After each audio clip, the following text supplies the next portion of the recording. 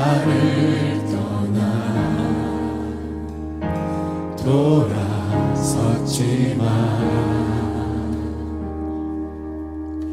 내 사랑이 내 백성을 포기 못하니 내 모든 것 내어주고 나 그들을 얻으리라. 여호와께 돌아가자. 우린 돌아서도 그는 변치 않네. 여호와께 돌아가자. 우린 넘어져도 그 사랑 영원하네.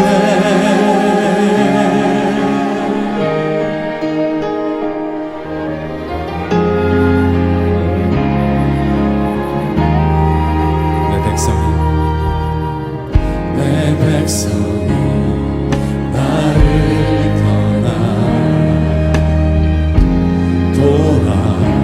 돌아섰지만 내 사랑이 내 백성을 보기 못하니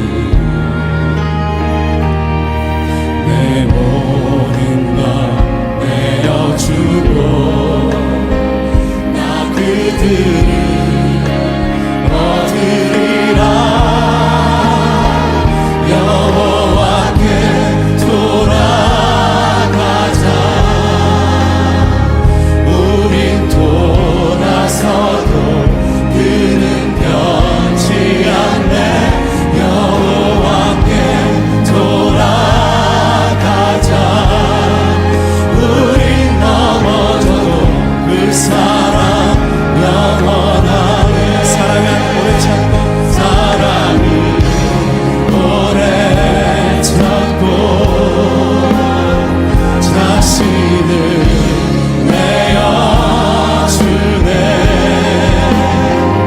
서로 사랑할 때 세상을 주고 내 사랑은 절대 지지 않네.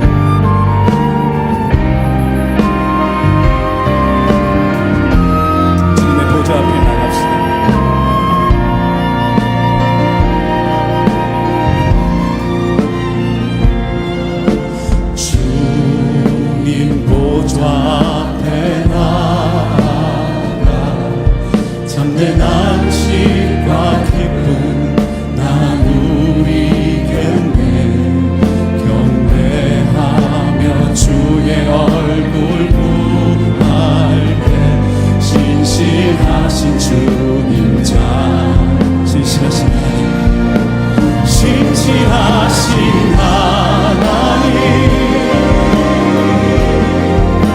신실하신 주, 나의 주님이십니다. 나의 주 하나님, 신실하신 주님,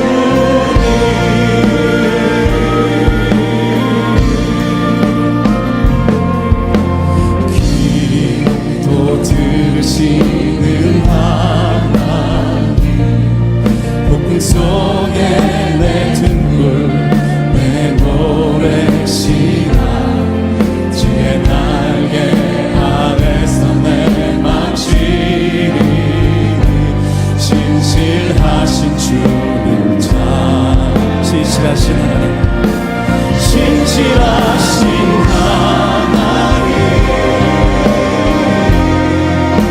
신실하신 주, 나의 주 하나님은 신실하신 주님,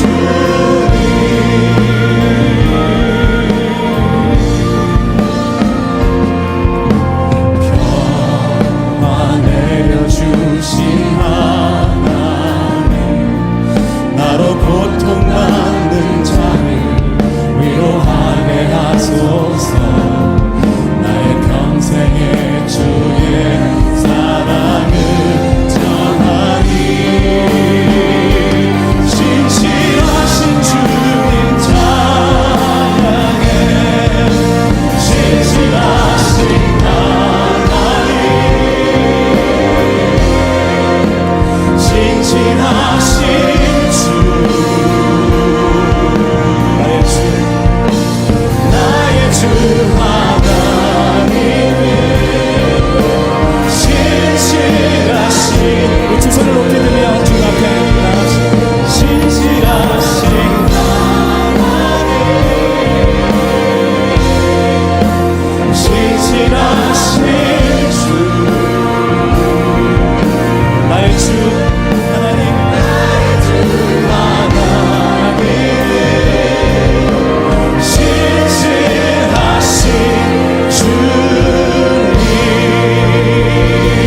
신실하신 하나님께 영광의 박수, 감사의 박수 올려드립니다. 할렐루야.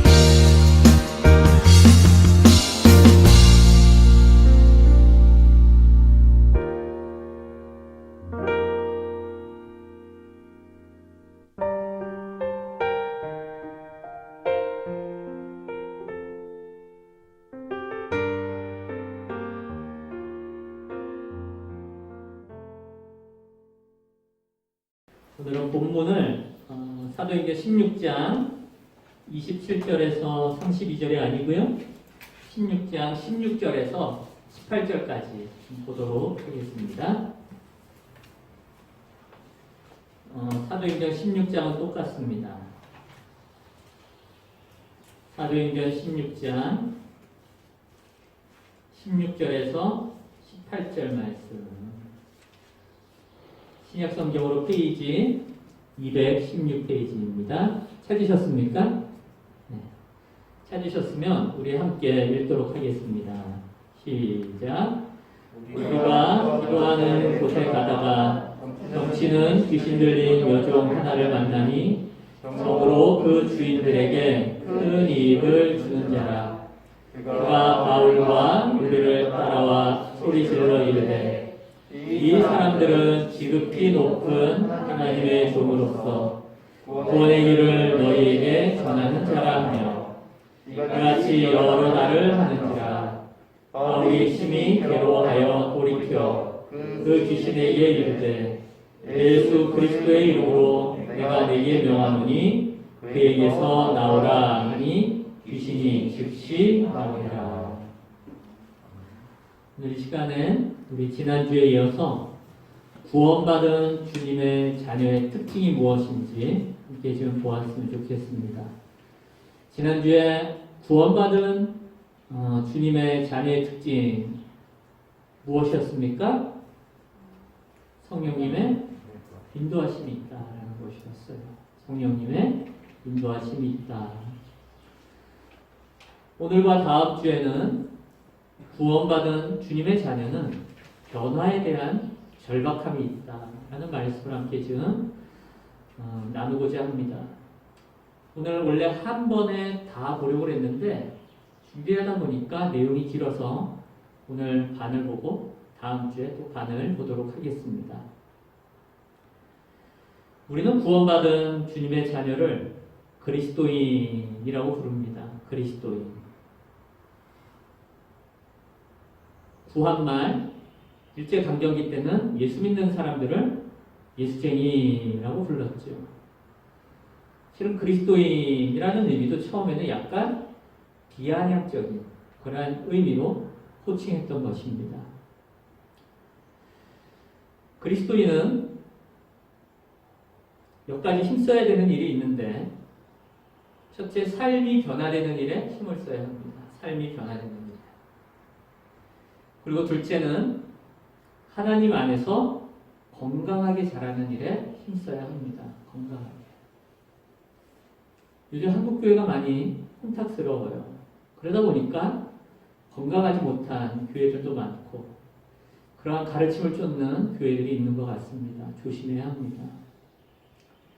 또 그리스도인은 예수님의 장성한 분량이 충만한 데까지 자라도록 힘을 써야 합니다. 그게 그리스도인이 힘써야 하는 것들이에요. 그러나 우리가 살아가는 사회는 이러한 그리스도인의 변화에 그다지 관심이 없습니다. 그다지 눈여겨보지 않습니다. 그래서 그런지 어느새 교회 안에서조차도 이런 변화에 대한 절박함이 사라져 버렸습니다. 오히려 교회가 그리스도인이 사람들의 이목을 끄는 일에 더 집중하는 것을 보게 돼요.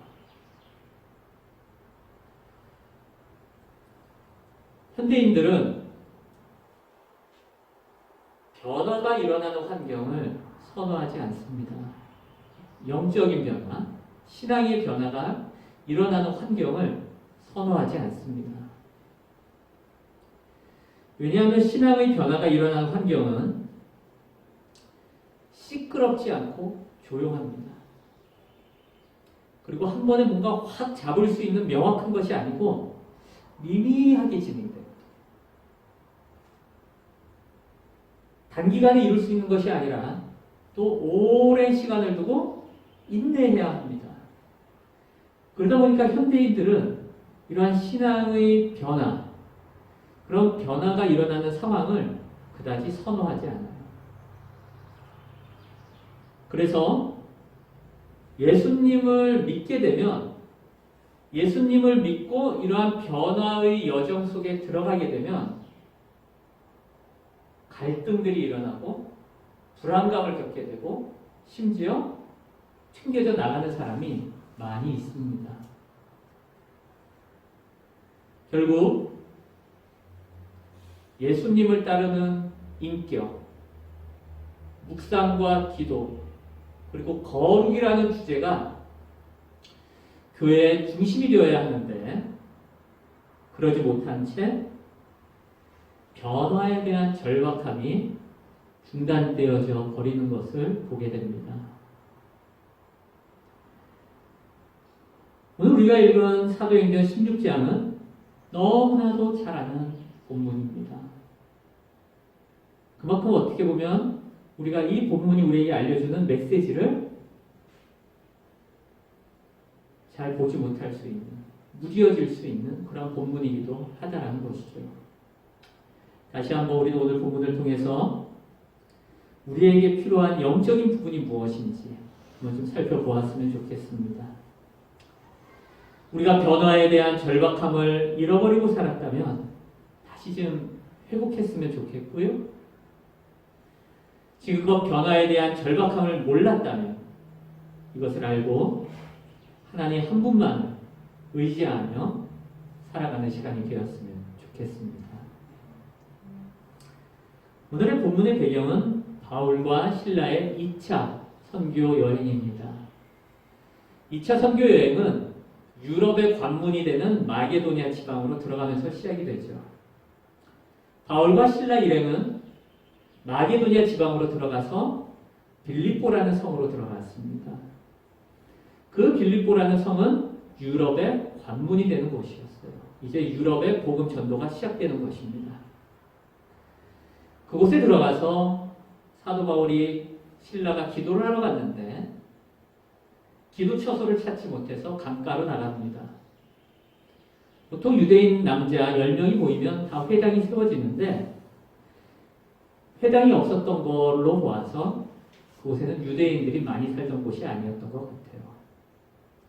강가로 나갔더니 여인들이 있습니다. 그들은 그곳에서 물을 길었을 수도 있고 빨래를 하고 있었을 수도 있고 담소를 나누고 있었을 수도 있을 것 같아요.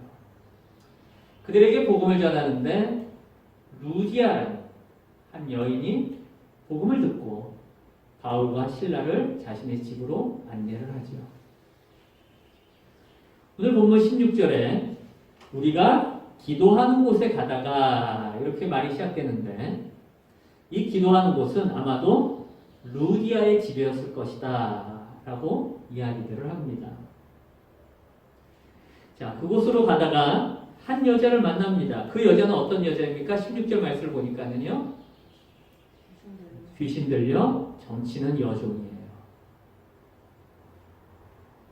가다가 점치는 귀신 들린 여종 하나를 만나니 그래서 16절 끝에 이렇게 말합니다. 점으로 그 주인들에게 큰 이익을 주는 자라. 큰 이익을 주었다는 건 무엇이겠습니까?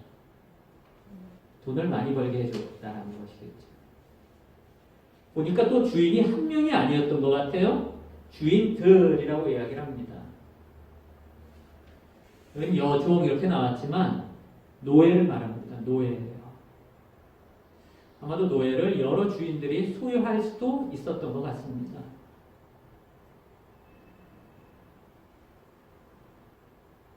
그 여러 주인을 둔 노예인데 귀신이 들려서 점을 잘 치다 보니 많은 돈을 벌어주고 있었습니다. 그때나 지금이나 사람들은 점을 쳐서 자신의 앞길을 알고자 하는 것은 인지상정인 것 같습니다. 그러나 그리스도인은 점치러 가면 안 됩니다. 점집에 가셔도 안 되고 인터넷으로도 점치지 마십시오. 요즘은 유튜브에도 무속인들이 자신의 영상을 만들어서 올리더라고요. 그런 것도 보지 마십시오. 점치러 가면 왜 안 되는가? 여러 이유가 있겠지만 우리의 영혼이 황폐화됩니다. 가시면 안 돼요. 자꾸 점을 치러 다니다가 다시 신앙으로 돌아온다 쉽지 않습니다. 가지 하시면 안 돼요. 자, 그래서 본문 17절과 18절 이렇게 말씀하죠. 같이 한번 읽을까요? 17절 시작. 그가 바울과 우리를 따라와 소리질러 이르되 이 사람들은 지극히 높은 하나님의 종으로서 구원의 길을 너희에게 전하는 자라 하며 18절 이같이 여러 날을 하는지라 바울이 심히 괴로워하여 돌이켜 그 귀신에게 이르되 예수 그리스도의 이름으로 내가 내게 명하노니 그에게서 나오라 하니 귀신이 즉시 나오리라. 귀신 들린 여자가 사도 바울과 실라를 보고는 바울이 어떤 사람인지를 알았습니다. 그래서 17절에 이야기하죠.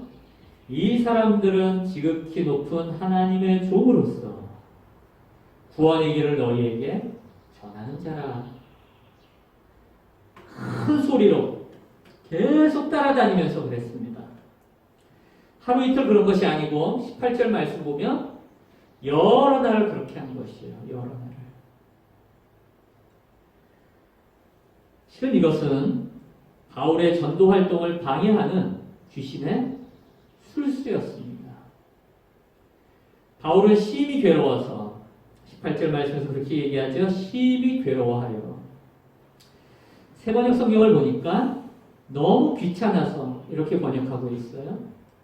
재밌더라고요, 그 번역이. 그래서 영어 성경은 어떻게 번역되어 있나 봤더니 영어 성경 다수도 귀찮아서 이렇게 번역해놨어요. be annoyed.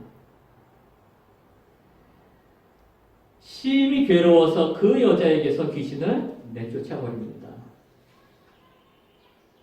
이 여자의 말이 틀린 말입니까? 맞는 말입니까? 여러분들 생각에는 어떠세요? 이 여자의 말이 틀린 말입니까? 맞는 말입니까? 그죠? 맞는 말이죠. 맞는 말이에요. 근데 왜 귀신을 쫓아냈습니까? 귀신을 그냥 뒀으면 알아서 계속 이 이야기를 하고 다닐 텐데. 여자가 말한 내용은 틀린 것은 아니었어요. 그런데 귀신의 하수인으로 살고 있는 그 여자가 마치 사도 바울의 동역자인 것처럼 행세를 하고 있었던 것이었어요. 마치 자신 또한 복음의 전도자인 것처럼 행세를 하고 있었던 것입니다. 이것이 사도 바울은 심히 괴로웠고 그래서 끝내 예수님의 이름으로 귀신을 쫓아버리죠. 이 여자의 말은 변화된 사람에게서 나온 믿음의 고백이 아니었어요. 믿음의 고백은 변화된 마음에서 나오는 것입니다. 변화된 마음에서. 기원전 8세기에 살았던 이사야 예언자는 이스라엘 백성들을 책망합니다. 왜 책망하는가 하면 마음이 변화되지 않은 채 하나님 앞에 나가서 입술로 잘 얘기했거든요. 그러나 그것이 잘못된 것임을 알았던 이사야 예언자는 이스라엘 백성들의 잘못된 신앙 행태를 엄히 꾸짖습니다. 이사야 29장 13절 같이 읽죠. 시작. 이 백성이 입으로는 나를 가까이 하고 입술로는 나를 영화롭게 하지만 그 마음으로는 나를 멀리하고 있다. 말로는 다 예수님을 잘 믿는 것 같아요. 그러나 정말로 그것이 변화된 마음에서 나오는 것인지 우리는 모릅니다. 믿음의 고백은 반드시 변화된 중심에서 나와야 합니다. 고린도전서 12장 3절 하반절에 보면 또 성령으로 아니하고는 누구든지 예수를 주시라 할 수 없느니라 라고 말씀하세요. 성령으로 아니하고는 성령의 변화가 없이는 어느 누구도 예수님을 주라고 예수님은 나의 주인이십니다. 예수님은 나의 주님이십니다라고 고백할 수 없다는 것이에요. 성령님께서 우리의 마음을 변화시켜 주셔야 하는 것이죠. 오랫동안 교회에 다니다 보면 나는 예수님을 믿습니다. 예수님은 나의 구세주이십니다라고 말할 수 있어요. 하지만 그 말이 진정 변화된 중심에서 나온 것인지 아닌지는 오직 하나님만 아십니다. 여러분, 우리의 마음이 변화되기를 바랍니다. 아멘. 그래서 우리 안에서 진실한 신앙의 고백이 나와야 하는 것이에요. 어떤 사람은 구원을 마치 천국에 가는 입장권처럼 여기는 사람이 있습니다. 물론 구원받은 사람은 천국에 들어갑니다. 하지만 구원을 그 정도로만 이해해서는 안 되죠. 구원은 나는 이런 사람이 되었습니다. 나는 전에 저렇게 살았는데, 전에는 저런 사람이었는데, 이제는 예수님을 믿고 이런 사람이 되었습니다. 라는 변화로 이해해야 하는 것이에요. 그게 구원이에요. 더 나아가 구원은 변화에 합당한 삶을 요구합니다. 그래서 입술의 고백과 함께 변화된 삶이 반드시 수반되어야 합니다. 구원은. 귀신 들린 여자, 틀린 말은 아니었지만 그에게 변화된 삶이 있었습니까? 아니잖아요. 우리 안에 정말로 진정한 변화가 일어나서 우리의 마음이 변화되고 우리에게 진정한 믿음의 고백이 있고 그에 따른 변화된 삶이 함께 있기를 바랍니다. 아멘. 오늘 본문 또한 19절은 이렇게 이야기합니다. 우리 같이 한번 1절 19절 시작. 여종의 주인들은 자기 수익의 소망이 끊어진 것을 보고 바울과 실라를 붙잡아 장터로 관리들에게 끌어갔다가. 저희 성경으로 가서 좀 더 읽도록 하죠. 제가 이쪽에 더 쓰지 않았습니다. 쭉 내려가셔서 22절과 23절 한 번쯤 읽습니다. 22절, 23절 시작. 우리가 일제히 일어나 고발하니 상관들이 옷을 찢어 벗기고 매로 치라하여 많이 친 후에 옥에 가두고 간수에게 명하여 든든히 지키라 하니. 바울이 귀신 들린 여자에게서 귀신을 쫓아내놓은 그 여자의 주인들이 바울과 실라를 감옥에 가두었습니다. 왜 그랬습니까? 왜 바울과 실라를 감옥에 가두었습니까? 고발했어요. 그랬더니 많은 매를 맞고 감옥에 갇혔습니다. 왜 고발하고 감옥에 가두었습니까? 더 이상 돈을 벌 수 없어서. 그죠? 자신의 노예가 귀신이 나가니까 점을 치지 못하는 것이에요. 사람들은 돈과 명예와 권력 같은 이 땅에서의 성공에 목을 맵니다. 그리스도인은 그래서 안 됩니다.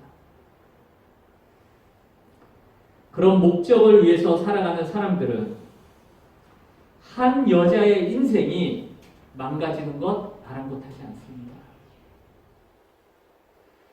자신이 돈만 벌 수 있다면 다른 사람의 인생이 어떻게 되든지 신경 쓰지 않아요.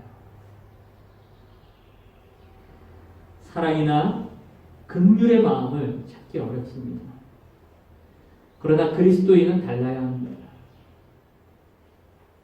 갈라디아서 5장 6절에 이렇게 말씀하죠. 우리 세 번역 성경으로 같이 읽습니다. 시작. 그리스도 예수 안에서는 할례를 받거나 안 받는 것이 문제가 되는 것이 아닙니다.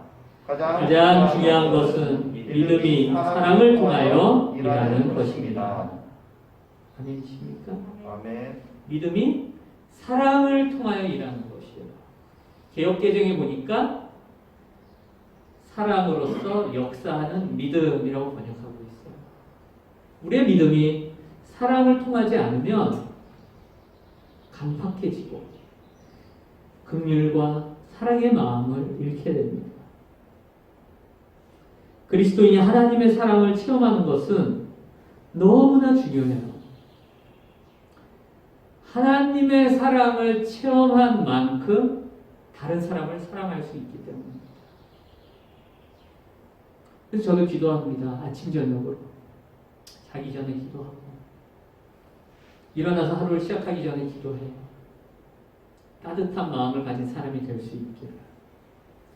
저는 알아요. 제가 얼마나 냉정하고 차가운 사람인지. 그래서 결혼해서 저희 아내한테도 상처를 많이 줬고 저희 아이들한테도 상처를 많이 줬어요. 그게 제일 미안해요. 지금. 그래서 이제 하나님께 기도해요. 하나님, 마음이 따뜻한 사람이 되게 해주십시오. 근데 잘 안 돼요.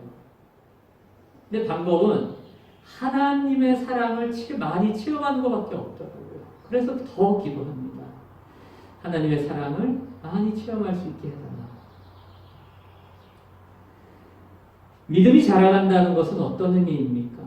우리는 믿음이 자라간다는 것을 잘못 이해할 때가 있어요. 믿음이 자라간다는 건 놀라운 일을 경험한 것이 아닙니다. 환상을 보는 것도 아니고 예언을 하는 것도 아니에요. 다른 사람이 갖지 못한 은사를 갖는 것도 아닙니다. 믿음이 자라간다는 것은 다른 사람이 눈에 보이기 시작한다는 것이에요. 다른 사람이. 누가복음 19장 8절에 삭개오가 나와요. 19장 8절 한번 읽어보죠. 시작. 삭개오가 서서 주께 여짜오되 주여 보시옵소서 내 소유의 절반을 가난한 자들에게 주겠사오며 만일 누구의 것을 속여 빼앗은 일이 있으면 내 갑절이나 받겠나이다. 삭개오는 세리였습니다. 세리들은요 로마 제국에서 임명받은 사람들이에요. 그래서 로마 제국에 정한 만큼의 세금만 갖다 바치면 자신의 임무는 끝이에요. 그러나 그거에 더해서 세금을 걷는 것은 로마 제국이 눈 감아주고 있었습니다. 그러니까 당연히 더 걷죠. 어마어마하게 걷었어요. 그러한 삭개오가 예수님을 만나고 고백하는 것입니다. 삭개오가 서서라고 이야기하죠. 섰어요. 정말로 그렇게 살겠다라고 굳게 다짐한다는 의미입니다. 내 소유의 절반을 가난한 사람들에게 주겠습니다. 그리고 내가 빼앗은 것은 4배로 갚겠습니다. 자신의 절반의 반을 가난한 사람들에게 주고 빼앗은 것에 대해서는 4배나 갚겠다라는 건 자신의 재산 전체를 다 헌신하겠다는 거예요. 예수님을 만나면 변화에 대한 절박함을 갖게 됩니다. 변화에 대한 절박함을 갖게 됩니다. 어느 순간 우리는 이 변화에 대한 절박함을 잊고 살고 있어요. 아무렇지도 않게. 사탄은 우리가 교회 오는 거 두려워하지 않습니다. 교회 와서 많은 일을 하도록 그냥 놔둬요. 예배 드리도록 그냥 놔둡니다. 다른 사람과 즐겁게 교제하도록 그냥 두어요. 마치 교회 와서 무엇인가를 하고 간 것처럼 그리고 나름대로 뭔가 만족감을 얻고 돌아가게 합니다. 그러나 복음은 듣지 못하게 해요. 절대 예수님을 만나지 못하게 합니다. 왜요? 예수님을 만나게 되면 이 변화에 대한 절박함이 들어오거든요.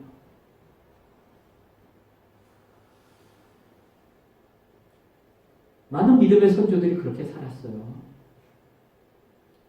부산에 복음병원을 세우셨고 또 청식자를 시작하셨던 장기려 박사님 같은 분이 그런 분이셨죠. 구한말 일제시대 때 이름도 없이 빛도 없이 정말 교회를 세우고자 힘썼던 많은 믿음의 선조들이 그런 사람들이었습니다. 예수님을 믿고 그 변화에 대한 절박함에 휩싸여서 자신들의 모든 것을 헌신하며 살아갔던 분들이 계셨어요. 하나님의 사랑을 체험하면 그동안 눈길도 주지 않았던 사람이 보입니다. 그동안 눈길을 주지 않았던 사람이 보여요. 하나님의 사랑을 체험하면 사람을 대하는 태도가 달라집니다. 그들을 위해 자신의 생을 드리기도 하고 자신의 주머니를 열기도 합니다. 하나님의 사랑은 나를 변화시킬 뿐만이 아니라 나를 통하여 하나님의 사랑이 흘러가도록 만드셔요. 그래서 믿음이 자란다는 것은 다른 사람이 눈에 보인다는 것이에요. 우리는 그리스도인으로서 하나님의 사랑을 체험하고 다른 사람과의 관계가 성숙해져야 합니다. 이것이 믿음이 자란다는 의미예요. 우리는 믿음이 자란다는 의미를 마치 놀라운 일을 경험하는 것이며 환상을 보고 예언을 하는 것이며 다른 사람이 가지지 못한 은사를 경험한 것이며 자꾸만 착각을 해요. 그렇지 않습니다. 성경은 그렇게 이야기하지 않아요. 성경은 믿음이 자란다는 것은 하나님의 사랑을 체험하고 다른 사람과의 관계가 성숙해지는 걸로 이야기하고 있습니다. 변화에 대한 절박함이 우리를 그러한 믿음으로 이끌어주는 것이에요. 변화에 대한 절박함. 우리는 하나님의 사랑을 체험하고 그 사랑을 흘려보내는 주님의 통로가 되어야 합니다. 우리에게 이런 변화가 있기를 바라요. 귀신 들린 여종의 주인들과 같이 자신들의 목적을 위해서 다른 사람을 이용해서는 안 됩니다. 그리고 우리가 정말로 예수님을 만나 변화되기를 바랍니다. 그런 변화에 대한 절박함이 있기를 바랍니다. 그래서 하나님의 사랑을 깊이 체험하고 다른 사람과의 관계가 성숙해지기를 그러한 믿음으로 자라가기를 또한 주님의 이름으로 바랍니다. 우리 성경을 또 한 구절만 더 보고 말씀을 좀 맺죠. 우리 사도행전 16장 24절 25절 한번 좀 보겠습니다. 24절 25절 성경을 같이 한번 읽죠. 시작. 그가 이러한 명령을 받아 그들을 깊은 옥에 가두고 그 발을 착고에 든든히 채웠더니 한밤중에 바울과 실라가 기도하고 하나님께 찬송하며 죄수들이 듣더라.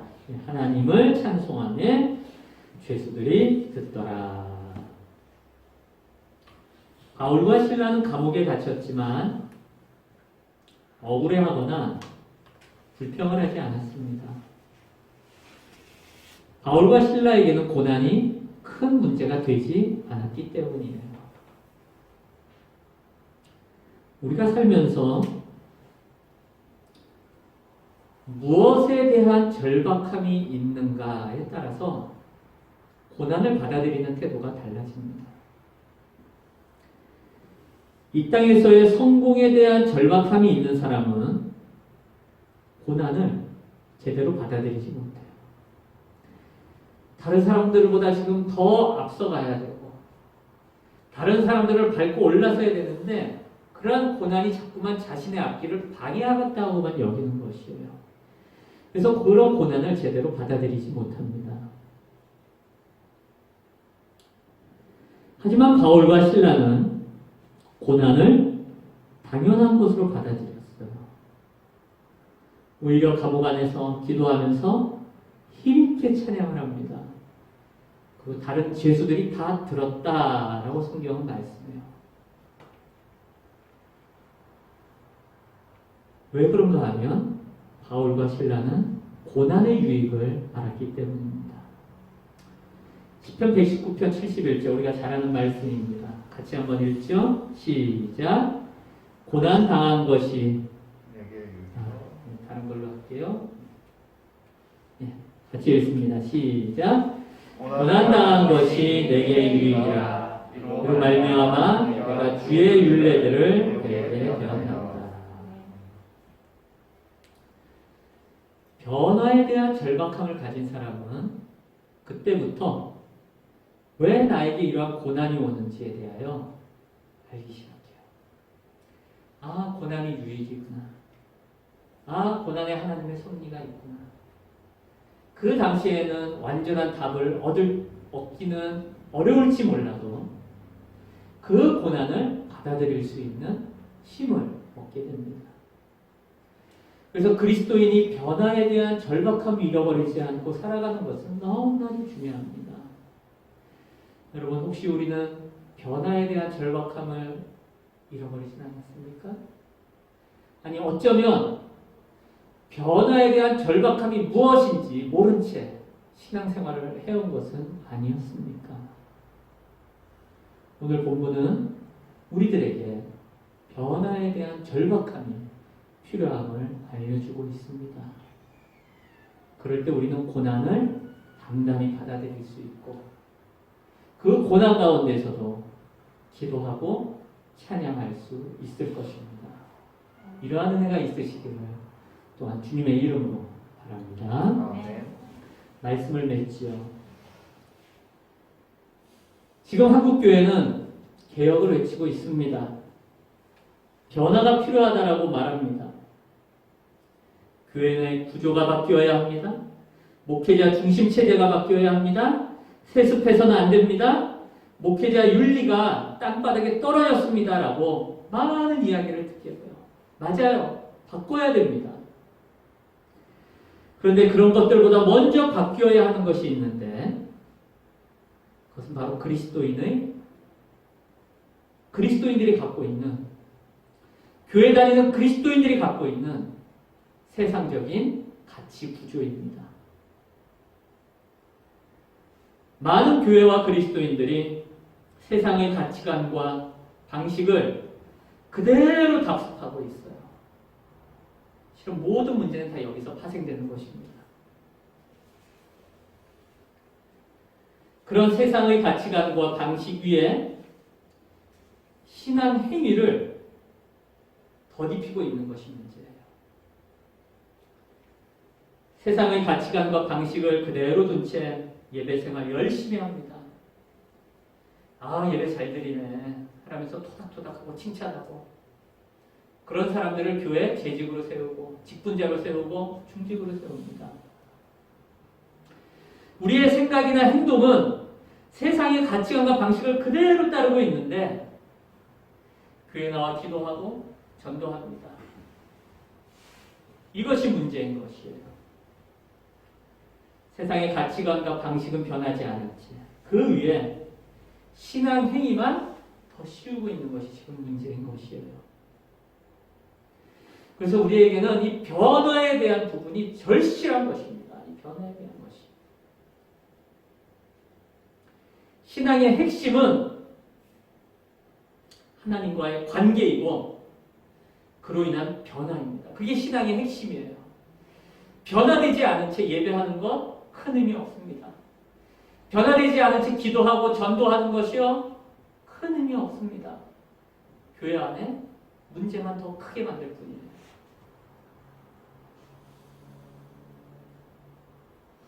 우리는 하나님과의 관계를 바로 맺어야 됩니다. 그리고 이제 이 세상의 가치관과 방식을 과감히 거부해야 해요. 그래서 변화되기를 정말로 절실하게 사모하면서 살아가야 합니다. 이 부분을 놓치면 오늘 본문에 나오는 귀신 들린 그 여자 노예를 통해서 돈을 벌려고 하는 주인들과 다름이 없어요. 그러나 이러한 신앙의 핵심을 붙잡으면 바울과 실라와 같이 고난이 와도 기도하고 찬양 드릴 수 있습니다. 우리에게 지금 필요한 건 변화에 대한 절박함. 변화에 대한 절박함입니다. 우리에게 참된 변화가 나타나기를 바랍니다. 그래서 세상의 가치관과 방식을 과감하게 거부하고 예수님께서 우리에게 보여주신 그 길을 따라가는 그러한 은혜가 있기를 바랍니다. 아멘. 그리고 나서 우리 시대와 이 교회를 새롭게 변화시켜 나가도록 나 자신과 나의 삶을 드리는 일에 힘쓰시기를 바랍니다. 그러한 일이 우리 가운데 나타나기를 이 시간 주님의 이름으로 축원드립니다. 이제 기도하시겠습니다. 하나님, 저희들을 구원하여 주신 놀라우신 은혜에 감사를 드립니다. 저희들 안에 참된 말씀을 허락하여 주셔서 주님이 어떤 분이시고 또한 구원의 은혜가 무엇인지 깨닫게 하여 주셔서 감사를 드립니다. 그러나 어느 순간 저희들은 변화에 대한 절박함 없이 살고 있는 것은 아닌지요. 다시금 변화에 대한 절박함을 회복할 수 있도록 주님 도와주시옵소서. 지금껏 이 변화에 대한 절박함이 없이 살았다면 이것들을 알게 하여 주시고 이제 하나님을 만나고 하나님 한 분만을 섬기며 살아갈 수 있는 저희를 될 수 있도록 인도하여 주옵소서. 세상 사람들은 돈과 권력과 명예와 같은 이 세상에서의 성공에 목을 매며 살아갑니다. 그러나 저희들은 그렇게 살아서는 안 되는 줄로 압니다. 변화에 대한 절박함을 가지고 살아갈 수 있도록 주님 도와주시옵소서. 하나님의 사랑을 체험한 자로서 살아갈 수 있도록 도와주시옵소서. 하나님과의 관계를 바로 하고 다른 사람을 섬길 수 있는 그러한 믿음이 성숙한 그리스도인 될 수 있도록 주님 도와주시옵소서.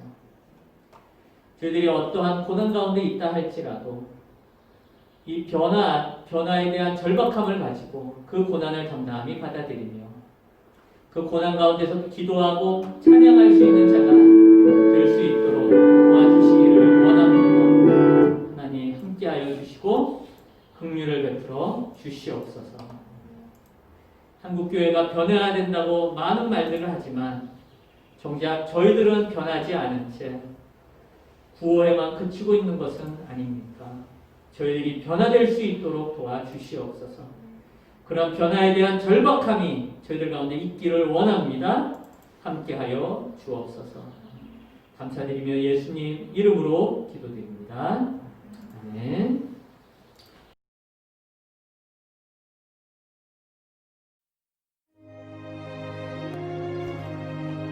하늘에 계신 우리 아버지, 아버지의 이름을 거룩하게 하시며 아버지의 나라가 오게 하시며 아버지의 뜻이 하늘에서와 같이 땅에서도 이루어지게 하소서. 오늘 우리에게 일용할 양식을 주시고 우리가 우리에게 잘못한 사람을 용서하여 준 것 같이 우리 죄를 용서하여 주시고 우리를 시험에 빠지지 않게 하시고 악에서 구하소서. 나라와 권능과 영광이 영원히 아버지의 것입니다. 아멘.